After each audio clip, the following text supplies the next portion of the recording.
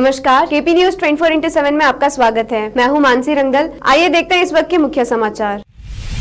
Corona महामारी के संकट के बीच भालकी में एक बुजुर्ग महिला अपने परिजनों की ओर से घर से निकाले जाने पर बस स्टैंड में रहने पर मजबूर। केपी न्यूज को सुनाई यह बप्ता। आज है अंतर्राष्ट्रीय नर्स दिवस। इन सभी कोरोना वॉरियर्स को केपी न्यूज 24/7 की ओर से शुभकामनाएं।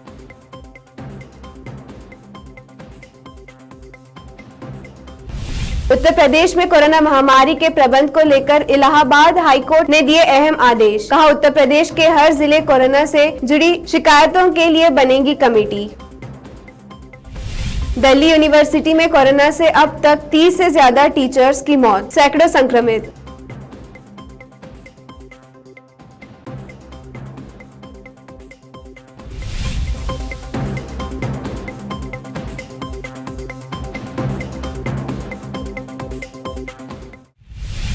अब समाचार विस्तार से। कोरोना महामारी के इस संकट में लोग अपनी और अपने परिजनों के स्वास्थ्य को लेकर चिंतित हैं और उनको स्वस्थ रखने के लिए हर कोशिश कर रहे हैं। ऐसे में भालकी में एक बुजुर्ग महिला अपने बच्चों की ओर से घर से निकाले जाने पर बस स्टैंड पर रहने पर मजबूर है। उसे दूसरे लोग खाना लाकर खिला रहे हैं। पता लगा कि वह महिला 20 एकड़ जमीन की मालिक है। उस महिला ने केपी न्यूज से बात करते हुए अपनी बप्ता सुनाई। तकलीफ काय नाही बघा, 12 वर्ष वनवास काढले आणि मी वनवासानं जाऊन पुण्याला राहते कातावून. मी आता 20 वर्ष 50 वर्ष झालं मला. मी तिकडेच राहिले हे नाही इकडेच. ह्या भाड्याचं मी घेत नाही, मी काही खाल्लं नाही. शेत राखून ठेवले, गावाला वाळे होईल जोडे देऊन देऊन शेत तेवढं लेकरू एक खाय माणसाने केले तेव का गेले. मी गेले तर गेले हो का गेले. माझं नाव चंद्र भगवाई बिरादार, गाव आतनूर आहे, दिल्ली सोपूर माहेर आहे. कर्नाटक राज्य में लॉकडाउन जारी है। भालकी में भी लॉकडाउन के चलते नियमों का सख्ती से पालन किया जा रहा है। सूचना के अनुसार शहर भालकी में कोरोना की स्थिति कंट्रोल में है। इस संबंध में भालकी के निवासी संतोष पाटिल ने केपी न्यूज से बात करते हुए यह बताया। के तहत जो सब कुछ यहाँ पे व्यवस्था चल रहा है, भालकी के हमारे जो शासक है सन्मान्य श्री ईश्वर खंडरे जी के जो आगे का विचार रख के जो इन्होंने सब कुछ यहाँ पे व्यवस्थित करके रखा है। अभी सभी अधिकारियों से मिलके जो यहाँ पे व्यवस्था की है, इसकी बदौलत है कि भालकी में अभी कोरोना बढ़ा नहीं है अभी। और भालकी में जो अधिकारी वर्ग के लोग हैं, जो तहसीलदार। आज अंतर्राष्ट्रीय नर्स दिवस है। यह हर वर्ष 12 मई को मनाया जाता है। इन सभी कोरोना वॉरियर्स को केपी न्यूज 24/7 की ओर से शुभकामनाएं। आज इस महामारी के समय में हमें महसूस होता है कि यह लोग ही हमारे असली हीरो हैं, जो अपनों को छोड़कर दिन रात लोगों की सेवा करने में लगे हुए हैं। इसके लिए कई डॉक्टरों और नर्सों ने अपनी जान तक खो दी है। आज इस मुश्किल घड़ी में जब अपने भी साथ छोड़ दे रहे हैं, तो यह कोरोना वॉरियर्स अपनी जान को जोखिम में डालकर लोगों का ध्यान रख रहे हैं। इसलिए हम सब यह कर्तव्य है कि हम सब कोरोना वॉरियर्स को सल्यूट करें और उनका हौसला बढ़ाएं।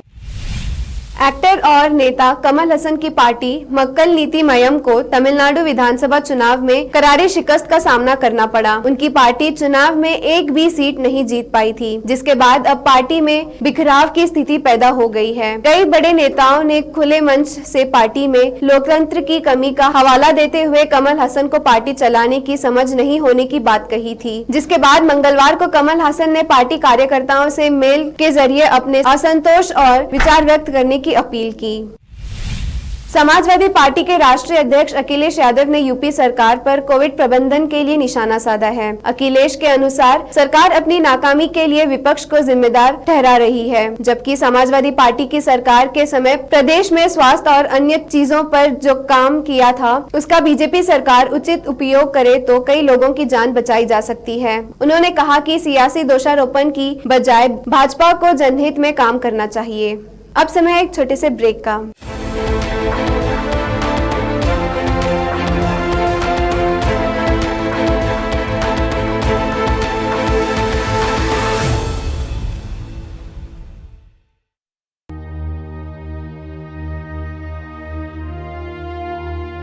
कोरोना महामारी का जानलेवा प्रकोप है जारी। हर तरफ कोरोना के मामले बढ़ रहे हैं। ऐसे में हमें खुद को और हमारे अपनों को कोरोना संक्रमण से बचाना है। यह हमारी, आपकी और हम सब की जिम्मेदारी है। इन हालात पर गुलजार साहब की कुछ पंक्तियां याद आ रही हैं। बेवजह घर से निकलने की जरूरत क्या है, मौत से आंखें मिलाने की जरूरत क्या है? सबको मालूम है बाहर की हवा है कातिल, यूं ही कातिल से उलझने की जरूरत क्या है? जिंदगी एक नेमत है, उसे संभाल के रखो, कब्रगाहों को सजाने की जरूरत क्या है? दिल बहलाने के लिए घर में वजह है काफी, यूं ही गलियों में भटकने की जरूरत क्या है? केपी न्यूज 24/7 के परिवार की ओर से आप सभी से विनम्र निवेदन है कि बिना कारण बाहर ना निकलिए, 2 गज दूरी का पालन कीजिए, मास्क सैनिटाइजर का उपयोग कीजिए और सरकार द्वारा दिए गए नियमों का पालन कीजिए। घर में रहिए, सुरक्षित रहिए।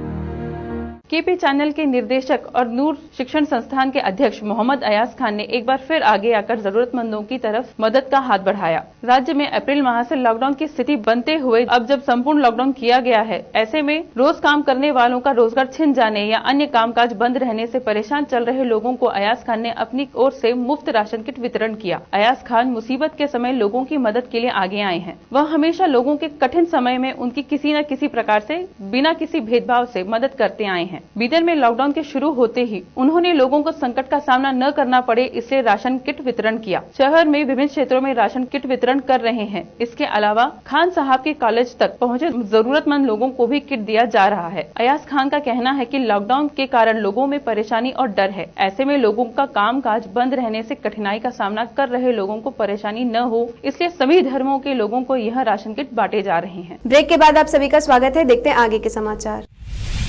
कोरोना की दूसरी लहर कितनी जानलेवा है, इसका अंदाजा अब संस्थागत स्तर पर बड़ी संख्या में मौतों के मामले सामने आने पर लगाया जा सकता है। दिल्ली विश्वविद्यालय में पढ़ाने वाले शिक्षकों में से अब तक कम से कम 30 की मौत हो जाने की खबर है। कोरोना संक्रमण से मारे गए शिक्षकों की इस संख्या में वो शिक्षक शामिल है जो स्थायी थे या कॉन्ट्रैक्ट पर पढ़ा रहे थे। यही नहीं, शिक्षकों के साथ ही यूनिवर्सिटी के उन कर्मचारियों की संख्या भी खासी है जिनकी कोविड के चलते मौत हुई है।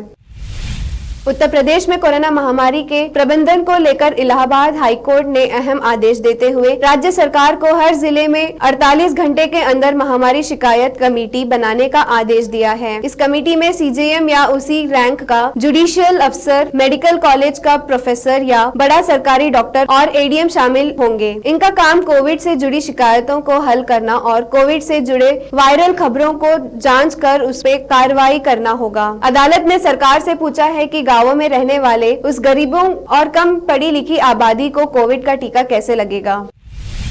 कोरोना से जंग में ऑक्सीजन और अस्पतालों में बेड की किल्लत के बीच अब भारत वैक्सीन की कमी से जूझ रहा है। राजधानी दिल्ली में भी वैक्सीन की कमी साफ देखी जा रही है। हालत यहां तक हो गए हैं कि वैक्सीनेशन सेंटर बंद करने पड़ रहे हैं। दिल्ली के उप मुख्यमंत्री मनीष सिसोदिया ने बुधवार को डिजिटल प्रेस कॉन्फ्रेंस के जरिए यह जानकारी दी। उन्होंने बताया कि दिल्ली सरकार 1.34 करोड़ वैक्सीन की डिमांड की थी, जिसमें दोनों तरह की वैक्सीन शामिल थी, लेकिन कोवैक्सीन ने दिल्ली सरकार को चिट्ठी लिखकर साफ कह दिया कि वह उन्हें वैक्सीन नहीं दे सकते क्योंकि वैक्सीन उपलब्ध नहीं है। गुजरात के भावनगर में कोविड देखभाल केंद्र में तब्दील किए गए एक होटल में बुधवार तड़के आग लग गई। अधिकारियों ने बताया कि घटना में कोई हताहत नहीं हुआ है। अधिकारी ने बताया कि मामूली आग लगने और धुआं उठने के बाद कोरोना वायरस के कुल 61 मरीजों को अन्य अस्पतालों में ले जाया गया। उन्होंने बताया कि आग लगने के वक्त अस्पताल में 68 मरीज थे। साथ ही बताया कि शेष 7 मरीजों को भी जल्द ही स्थानांतरित किया जाएगा। राज्य की राजधानी से करीब 170 किलोमीटर की दूरी पर स्थित होटल को एक निजी अस्पताल ने कोविड देखभाल केंद्र में तब्दील किया था। वैक्सीन की कमी को लेकर अब कांग्रेस महासचिव प्रियंका गांधी वाड्रा ने प्रधानमंत्री नरेंद्र मोदी पर निशाना साधा है। प्रियंका गांधी ने ट्वीट कर कहा, भारत सबसे बड़ा वैक्सीन उत्पादक देश है। भाजपा सरकार ने 12 अप्रैल को टीका उत्सव मना दिया, लेकिन वैक्सीन की कोई व्यवस्था नहीं की और इन 30 दिनों में हमारे टीकाकरण में 82% की गिरावट आई। देश भर में कोरोना वायरस का संक्रमण लगातार बढ़ता जा रहा है। इस बीच एक अच्छी खबर है कि हैदराबाद स्थित भारत बायोटेक को 2 से 18 साल के बच्चों के लिए कोरोना वैक्सीन का ट्रायल के दूसरे चरण को शुरू करने की मंजूरी मिल गई है। उत्तर प्रदेश के बाराबंकी में शराब की दुकानें खुल गई। शराब की दुकानों के खुलने से लोग इस कदर उत्साहित हो गए कि वहां भूल गए कि कोरोना की महामारी चल रही है और इससे सभी को बचाव करना चाहिए। कोरोना से बचाव में सबसे कारगर सोशल डिस्टेंसिंग का पालन करना तो दूर, उल्टा उसकी धज्जा उड़ाते नजर आए। कई शराब के दीवानों का तो यह तक कहना रहा है कि शराब की दुकान खुलने से कोरोना भाग जाएगा और स्थिति सामान्य हो जाएगी। आखिर में फिर एक बार देखते हैं मुख्य समाचार। कोरोना महामारी के संकट के बीच भालकी में एक बुजुर्ग महिला अपने परिजनों की ओर से घर से निकाले जाने पर बस स्टैंड में रहने पर मजबूर। केपी न्यूज को सुनाई यह बप्ता। आज है अंतर्राष्ट्रीय नर्स दिवस। इन सभी कोरोना वॉरियर्स को केपी न्यूज 24/7 की ओर से शुभकामनाएं।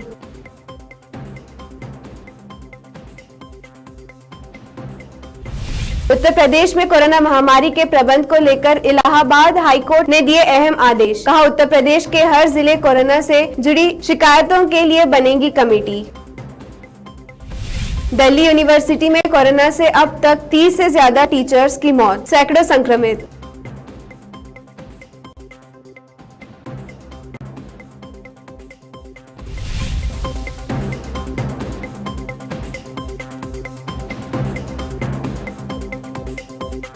केपी न्यूज में फिलहाल इतना ही। देश प्रदेश के अन्य समाचारों के लिए देखते रहिए केपी न्यूज 24/7। तब तक के लिए धन्यवाद।